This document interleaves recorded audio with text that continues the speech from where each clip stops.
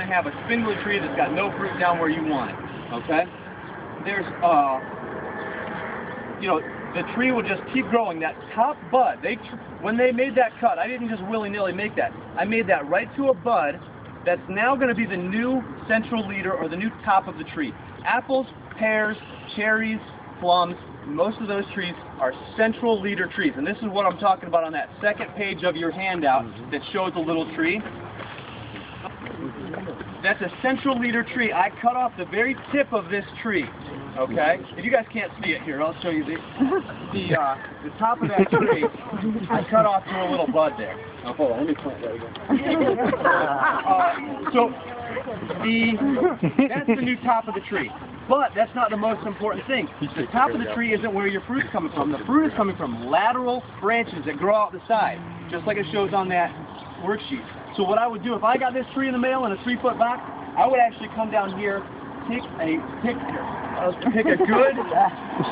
good sideways branch, and I would, okay, don't be scared, it's okay, make the cut, okay, make that cut. Now, this is your new central leader. You can take a stake and tie that up to it. Be careful because it's fragile, it's one bud, okay? If you don't do that, the tree has not the knowledge, or it wants to go away from gravity towards the sun. This thing will curve up automatically over the next couple months, okay? It's soft enough wood, and the hormones in the tree will tell it, look, we got to grow up, and this branch will grow up. The next thing you're going to do, there's, you know, you got 4 or 5 branches on here. I don't want a branch down here. Wait, okay? excuse me. If you didn't cut it, would it still grow up?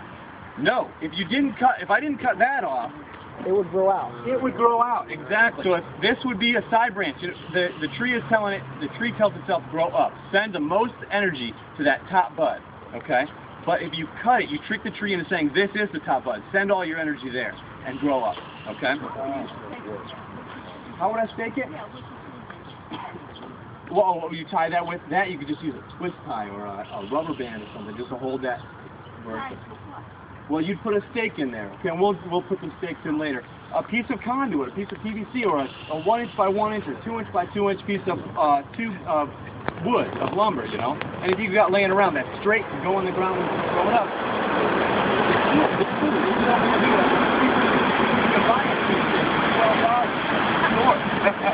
They'd be happy to sell it to you. Okay? So that's my new central leader. Okay? Now, I cut my grass with a lawnmower that's got wheels on it, and I have to get close. I don't want a branch growing 8 inches or 1 foot from the ground. That one's got to go. Okay? Now, when I make these cuts, I'm not cutting an improper cut.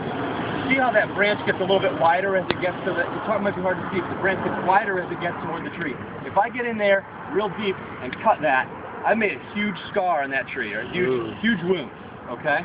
You want to leave that wider spot, and you want to make your cut so that just the branch, and that's called the branch collar. Some of that collar is tree, and some of that collar is branch. That's what makes the knot in wood. If you guys have ever worked with wood, so you'll cut it off, so that might even be a little too big. You want a tiny little spot. Can you see the difference between those two? Yeah. Okay, so you want a tiny, that wound, look at the percentage bigger that wound is. That will take a lot longer to heal. This one, if you come back in a couple weeks, it'll look like this. You won't even be able to tell that was there, okay? All right, so they typically will say 18 to 24 inches is going to be your first branch, okay? There's a term about, you know, out there that you always want to pick the low-hanging fruit. I think that applies to this situation, but you want your fruit, if you want to be able to pick it easily, you want it down low. So this could be my first branch, but again, my lawnmower wheels are big enough that I don't want that one. So this is my first branch, okay? Now we're making what's called our scaffold branches, and that's, again, this is all what's on your sheet. This branch wants to grow up. It's getting a little bit of mixed message. It's saying, I want to grow that way. Instead, I'm going to train it. Let's see if I've got something here. When you get your trees,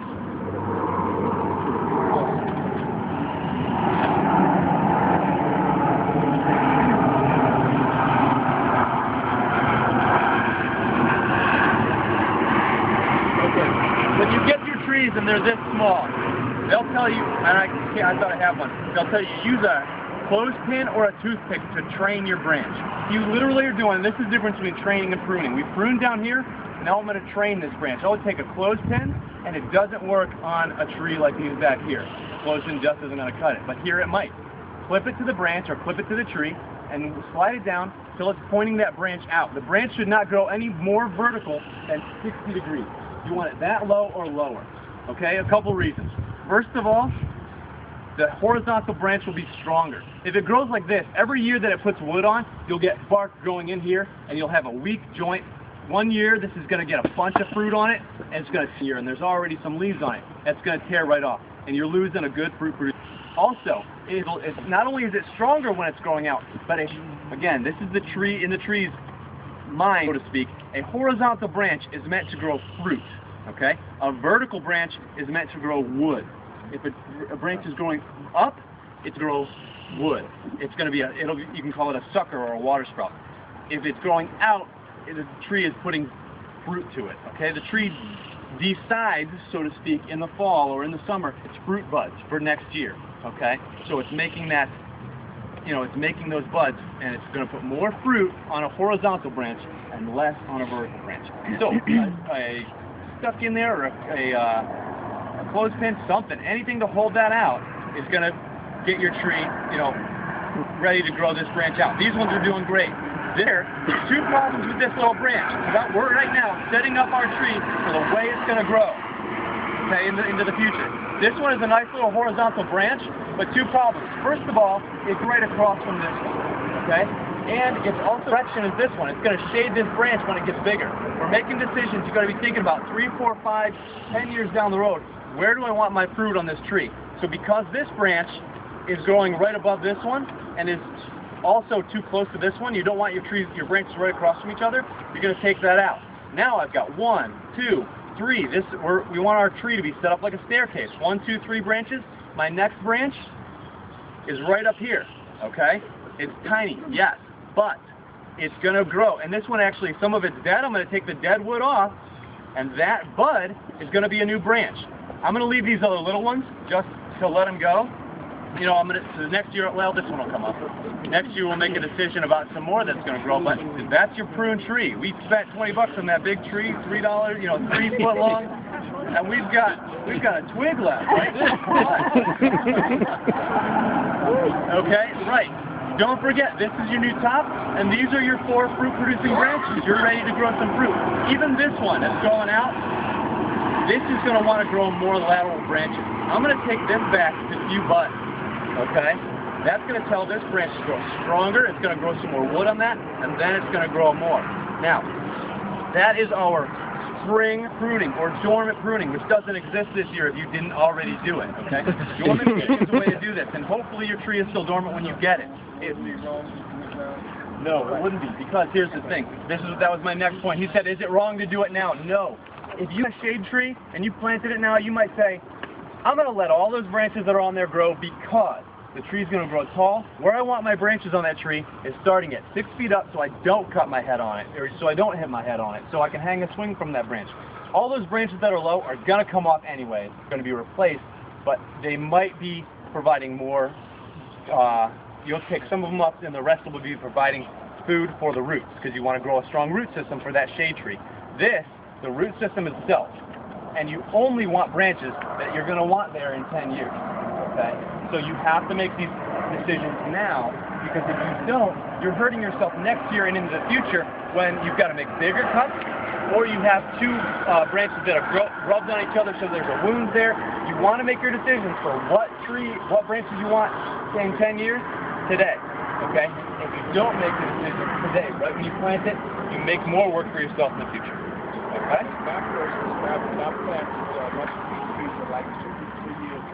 All the rest of these trees. Can I do it today? All the rest. This is the tree that you got in the mail in a 3-foot box. We're gonna go and do some other ones. We're gonna step back a little bit and talk about that again. Did everybody hear that? He said mine are 3 years old. That's what we're gonna talk about next. Okay. Yeah. There's a question back here, then over here. What if, let's say you had a little more distance between that first little branch and tree, all right? Yeah. What if you wanted it to start lower? Can you cut that and just start again lower? Yes.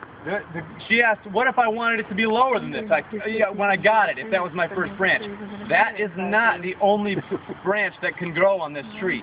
each of these spots, the tree can put out a bud at any of these spots, okay? It's going to put a branch out. I've cut so much, there's so little of this tree left. What if those are too large like the others? There are buds in there that you can't see, okay? A tree like these locust trees over here, sometimes you'll be walking past a full-grown tree and there's a funky little tiny branch growing right out of the side. The tree can decide to make a branch where it wants to, okay? And some people will say, you know, I'm going to scar the tree and that'll cause a bud. I wouldn't suggest that because you're just putting more of an injury into the tree, and you don't want to. You know, that's welcoming.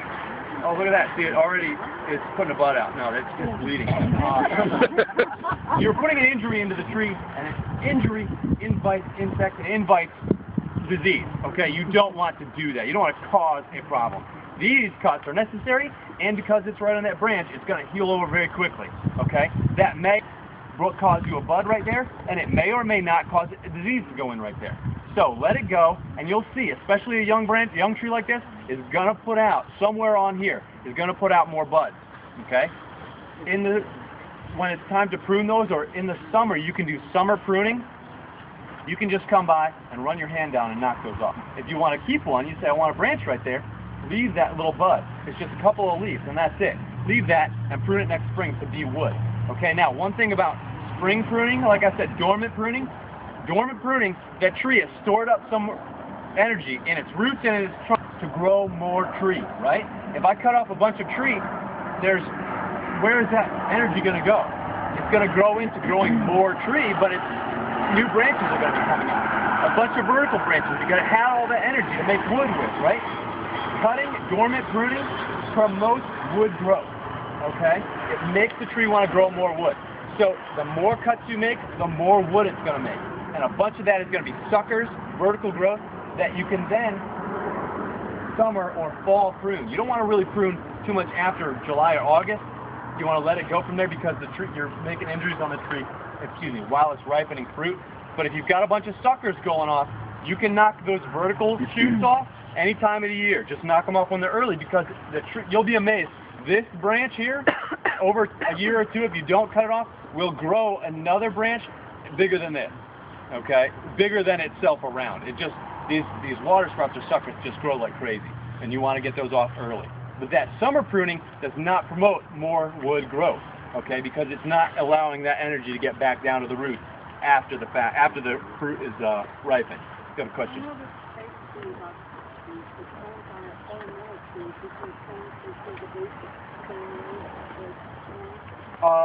The cuts that you'll make will be the same, but like I said, it's two different fields. Pruning an ornamental tree, right? Pruning an ornamental tree, you would never go over to your ornamental and knock the top off of it, okay? Because you want that tree to get tall and you want it to get, grow out and give you shade, and you don't want a bunch of branches down. The cuts are the same. Just imagine that, your first 3 years of pruning a fruit tree are very important. Your first 3 years of an ornamental tree, you could neglect it, come back and have a beautiful tree, okay? If you neglect it for 3 years on a fruit tree, you've got a lot of work to do over the next 3 years to make it right. But fruit tree or ornamental, sort of the same, but you're working on getting a tall spread on the tree. A fruit tree, you're working on low fruit-producing branches, okay? I just say I have a fruit tree that's about 2 feet tall. Okay. It's using seed, and so you're trying to train it on a fence. Okay. So would it be good to stake that tree before it starts to get If it's on a fence already? Well, the fence is about so far from it. Okay. And so we were planning on to mix some of the baby branch so it actually grow on the side of the fence. Okay. So we still thinking in terms of... If you're going to use the fence, just use the fence. You can just bring it to that. And let me play. This is a regular size. Oh, a standard, right? It's a standard size. Okay. So I'm just wondering, Okay.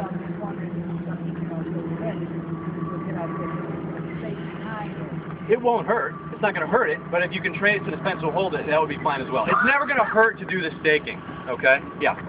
Okay, my neighbor, okay, before she moved in, the other people planted a tree, and it was like a 3 or 4 different types of pear trees. Oh, yeah, okay. It was never pruned. It was never taken care of. I mean, the flowers are beautiful. The tree's up. There's all kind of white flowers over it. But it has never produced fruit. Okay. Pear trees are really prolific wood growers. You want to really knock back that wood. And again, pear trees are also really common to grow wood straight up. Okay. You'll have to do some of the training that we're going to talk about right now. Bring those branches down, and a lot of pruning, because they get so thick with all that wood that sun never gets in there, and you won't ripen fruit if you've got sun. Also, those multi-types of trees, those are good sort of novelty things, but any given, like a multi-tool, Christmas tree, any multiple tool does each job a little bit less the more things it's got. Trees, I feel, are the same way. It can grow all these different kinds of pears if it's done right, but I haven't had a good experience with it. 4 years. Right, and so you've got to go back in and redo that work that wasn't done. Okay. Yeah. One more question over here, and we're going to go to the training. Yeah. That's a great question. She said, can you take off that top that you cut off and reroot it? You could reroot that top. You could put in a rooter, and let it go and get it roots on it. But remember what we said about the roots on the tree that you bought, okay, and the top of the tree that you bought. They're two different trees, and if you plant that tree, it is not going to be a dwarf tree. Okay? It may not even have strong enough roots because it's been... That tree has been taken from so many different trees for so long, it might not grow strong enough roots. You can try it, but you will not get the same size tree. It'll be the same type of fruit if it does grow, but it won't be the same size tree. You could do that way and get a big tree that gives you the same fruit. You cannot do the other way and grow those roots and get the same kind of fruit. Okay? So the top could be rerooted. It won't be exactly the same tree.